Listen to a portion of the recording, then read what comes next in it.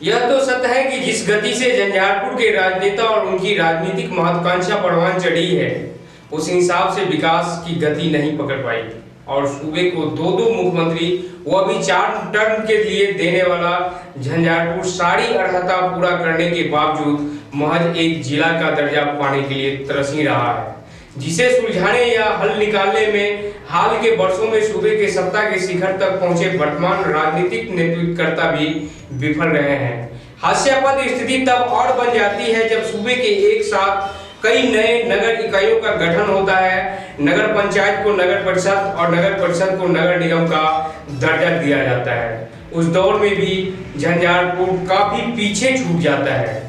नमस्कार, मेरा नाम अर्जुन और आप देख रहे हैं चौथा स्तंभ डिजिटल न्यूज। जी हाँ, एक बार फिर से राजनीतिक इच्छा शक्ति और प्रशासनिक अनुभवहीनता के कारण झंझारपुर नगर पंचायत को अब तक नगर परिषद का दर्जा नहीं मिल पाया है।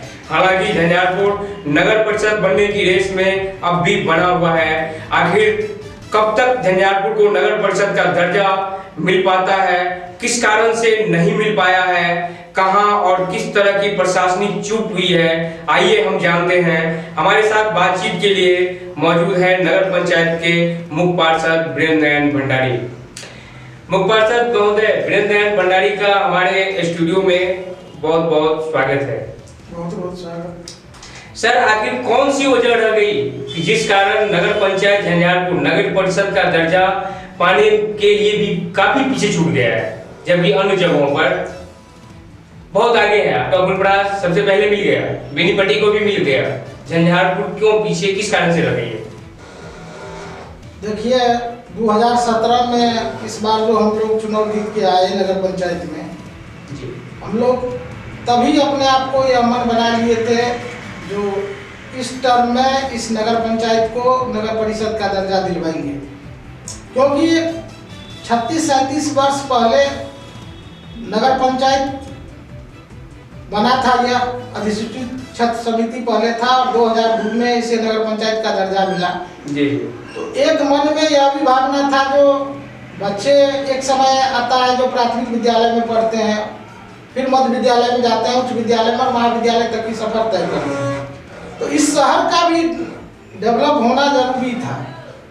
तो हम लोग उसकी शुरुआत बैठक के माध्यम से हम लोग 2017 में ही निर्णय लिए थे, लेकिन सरकार की एक ऐसी पॉलिसी थी जो न्यू यूएलबी को अगर गठन करना है या अपग्रेडेशन करना है जी, तो इस कॉलम को आपको पूरा करना होगा। लेकिन 2020 में सरकार ने उस नियम में बदलाव लाए, जिससे कि अब छोटे छोटे शहर भी नगर पंचायत के दर्जा या नगर परिषद में उत्क्रमित या नगर निगम में हो रहे हैं। तो कुछ अब आसान हुआ है। जहाँ तक झंझारपुर नगर पंचायत की आप लोग बात करते हैं, जो नगर परिषद में छोटे छोटे शहर को कर दिया गया और यहाँ का नगर पंचायत नहीं हुआ, तो मैं आपको आश्वस्त दिलाता हूँ कि यह झंझारपुर नगर पंचायत भी अपग्रेडेशन के लिस्ट में, और हमको लगता है कि 1 से 2 महीने के अंदर जरूर झंझारपुर नगर परिषद के रूप में सरकार की सूची में शामिल। सर, वो रेस में पिछड़ कैसे गए? ये कौन सी प्रशासनिक अनुभवहीनता है या राजनीतिक इच्छा शक्ति के कारण हुई है? कहीं भी ना कहीं तो कोई कारण होगा। सरकार के द्वारा जो नया गाइडलाइन बनाया गया 2020 में, हमको लगता है कि दिसंबर माह में ही बिहार गजट प्रकाशित हुआ है और तरह तरह की उसमें जांच प्रक्रियाएं आती है प्रशासनिक रूप में। निर्वाचित प्रतिनिधि कमेटी के माध्यम से प्रस्ताव लेते हैं, लेकिन उसको सरकार तक या सरकार के द्वारा प्रशासनिक रूप से हर एक बिंदु पर जांचा परखा जाता है जो किस क्षेत्र को लाना है, उसमें कुल कर्मियों की क्या संख्या है, उसमें काश्तकार कितने हैं, अल्पकालीन कितने हैं, दीर्घकालीन कितने हैं, हर एक बिंदु पर उसका रिपोर्ट जाता है और उस प्रक्रिया में प्रक्रियाधीन है जो यहाँ से ऊपर चैनल में जो रिपोर्टिंग होनी चाहिए थी उसमें प्रशासन ने अपनी अनुभवहीनता का यहाँ परिचय दिया है। मुझे चूक हुई है, आप इस बात को मानते हैं? अनुभवहीनता नहीं, जहाँ तक अगर आपको ज्यादा आकांक्षा या अपेक्षा महसूस हो रही है तो मधुबनी नगर परिषद का पूर्व के जो हमारे डीएम थे शीर्षक कपिल अशोक जी, तो वर्ष 2018 में ही अपग्रेडेशन की अनुशंसा वो कर चुके थे। तो इसलिए थोड़ा मधुबनी नगर निगम में की ओर सरकार को निर्णय लेने में थोड़ा तेजी हुई। लेकिन अभी हमको लगता है कि 15-20 दिन पहले ही बिहार गजट का प्रकाशन हुआ है, लेकिन उसमें भी जो नए नए पंचायत जिसका शहरी स्वरूप बदल गया था तो वो भी सूची में शामिल हो गया है। झंझारपुर नगर पंचायत आपको आने वाला कल महीना 2 महीना में जरूर नगर परिषद के रूप में आपको मिलेगा। एक बार वो पीछे छूट गया, फिर से रेस में शामिल हो गया। एक बार आपका प्रस्ताव खारिज हो गया, फिर से दोबारा से आपको खारिज नहीं किया गया है, विभिन्न प्रक्रियाएं चलती है, फिर उसको जांचा परखा जाता है, यहाँ मंडल पदाधिकारी जी देखते हैं, फिर नगर पंचायत में आता है, फिर यहाँ से रिपोर्ट जाता है, एसडीओ साहब रिपोर्ट करते हैं, फिर डीएम साहब के स्तर से होता है। वहाँ जिला में भी इसका बजाते 7 पदाधिकारी का कमेटी है, उस कमेटी में जिला कृषि पदाधिकारी है, डीएम साहब अध्यक्ष है, उसके जिला सांख्यिकी पदाधिकारी हैं, जिला पंचायत राज पदाधिकारी हैं, वरीय उप समाहर्ता, अपर समाहर्ता, सारे उनके सदस्य हैं। और उस कमेटी के अप्रूवल के बाद सरकार अपनी मैं चाहूँगा कि इससे पहले किस टाइप का प्रस्ताव भेजा गया था हमारे दर्शकों को बताया जाए, ताकि उनको ये बहुत यहाँ के लोगों को जानने के लिए व्याकुल है कि कब झंझारपुर को नगर परिषद का दर्जा मिलेगा। जानने के लिए लोग व्याकुल हैं। देखिए मैं आपको अपने स्टूडियो में बुलाने का, आपसे इस तरह की सवाल सीधे जनता के सामने पूछने का इसीलिए जरूरत पड़ गई कि जनता व्याकुल है, वो जानना चाहते हैं कि झंझारपुर को कब नगर परिषद का दर्जा मिले। तो पहले किस टाइप का प्रस्ताव भेजा गया था, अभी नया जो प्रस्ताव फिर से गया है जिस पर आप उम्मीद जाहिर कर रहे हैं कि बहुत जल्द जो नगर परिषद का दर्जा झंझारपुर को मिले जा रहा है, तो ये दोनों प्रस्ताव में क्या है अंतर, आप उसको डिफाइन कीजिए ताकि जनता स्पष्ट जान ले किस कारण से विलम्ब हुई है और जनता आश्वस्त हो जाए कि नहीं हमें कुछ ही दिनों में नगर परिषद का दर्जा मिलेगा। देखिए आप लोग के माध्यम से जैसे हम लोग को भी सुनने के लिए, या माननीय मुख्यमंत्री जी भी कितने बार झंझारपुर आए हैं, तो उसमें भी सुनने का एक मौका मिला है कि झंझारपुर को कब जिला बनाया जाए, कब बनेगा झंझारपुर जिला। तो अगर जिला बनने की बात आती है तो यूं ही समझ लें कि जिला का एक अंग यह नगर परिषद अपग्रेडेशन भी आता है। उसी क्रम में आप अपने शहर को या आप अपने विधानसभा, आप अपने कस्बे को जितना डेवलपिंग एरिया सरकार के सामने आप प्रस्तुत करेंगे उतना जल्दी आप उस कदम को पूरा होगा। सर मैं आपसे पूछ रहा था कि पहले जो प्रस्ताव गया था और ठीक उसके कुछ ही दिनों के बाद दूसरा प्रस्ताव गया है, जिस प्रस्ताव पर पहली बार आप पीछे छूट गए, दूसरी बार प्रस्ताव में क्या सुधार करके गए आप उसको क्लियर कीजिए।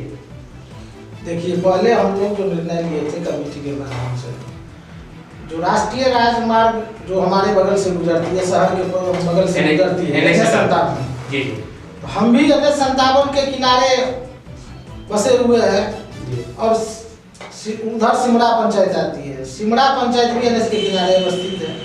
कनेक्टिविटी सुखेत का भी जुड़ा हुआ है NH57 से, नगर पंचायत शहरी क्षेत्र से भी जुड़ा हुआ है कनेक्टिविटी। तो हम लोग का था जो क्यों ना 50-100 वर्ष आने वाला का ऐसा शहर को डेवलप कर दिया जाए ताकि अगल बगल के क्षेत्र को फिर मतलब छूटने का एक मौका न हो। तो सिमरा सुखेत हम लोग कैथिनिया, बेहद उत्तरी और दक्षिणी को, क्योंकि बेहद उत्तरी और दक्षिणी खास करके वहाँ झंझारपुर रेलवे की जंक्शन है, बहुत बड़ा शहर का एक स्वरूप है, लेकिन आज तक ग्राम पंचायत ही है जी, लेकिन एक शहर का बहुत बड़ा स्वरूप है।